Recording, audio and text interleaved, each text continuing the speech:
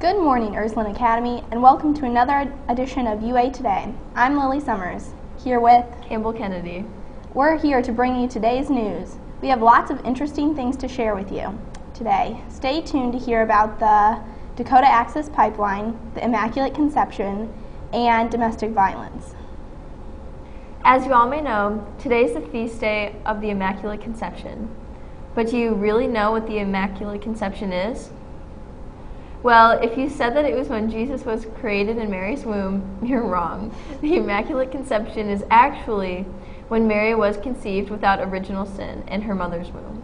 This feast day is always celebrated on December 8th, 9 months before the feast day of Mary. When we celebrate this day, we are celebrating our belief in the Immaculate Conception of our Blessed Virgin Mary. Another woman who also seems to have been blessed this past week is a woman who allegedly had been beaten and held captive in her home by her husband. She was rescued by a UPS driver. The woman was being held captive by 33-year-old James Jordan for a 15-hour period. The couple's home is located in Robertsville, Missouri. The abuse began late Monday night and lasted until Tuesday morning.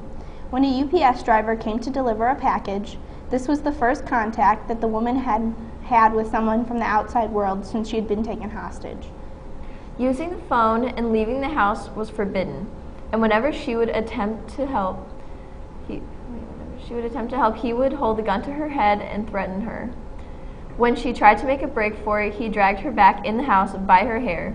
However, her life was not the only one on the line. The Jordan's 3-year-old son was locked in his bedroom for the past 15 hours with no food or water. When the UPS man came to the door to get the woman to sign the package, she calmly wrote "Call 911" on the form. The driver left the home and called the authorities.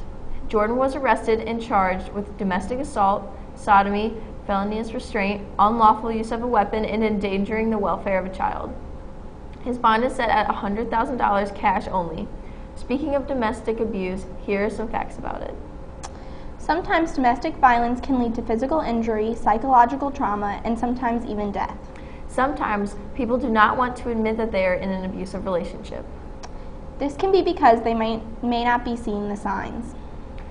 Abuse may begin with behaviors that can easily be dismissed or downplayed, such as name-calling, threats, possessiveness, or distrust.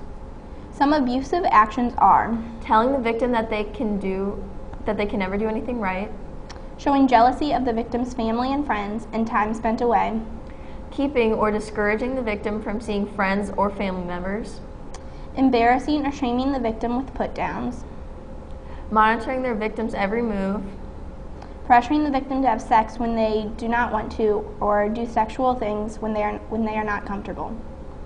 If you see these warning signs in your relationship or your friends' relationships, talk about it, because awareness is the most important way to stop it.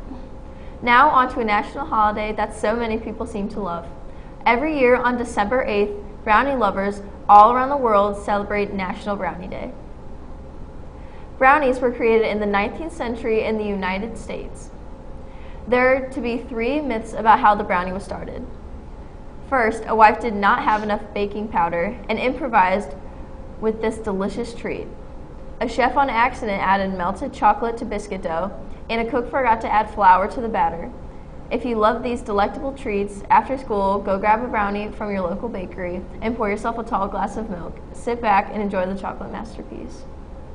Now on to a more serious topic. Last month, we told you about the Dakota Access Pipeline.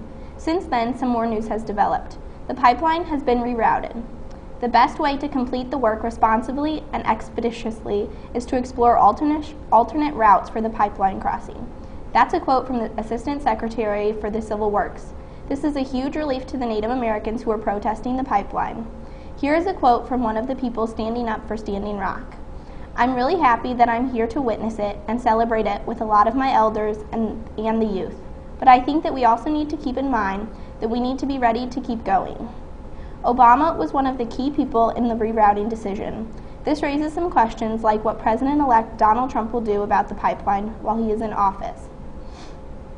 Thanks for watching UA Today. I'm Lily Summers, here with Campbell Kennedy. Thanks to Olivia Tallow, Hattie Kennedy, Chloe Weaver, and Ava Afteyev, reminding you to make the most of your day.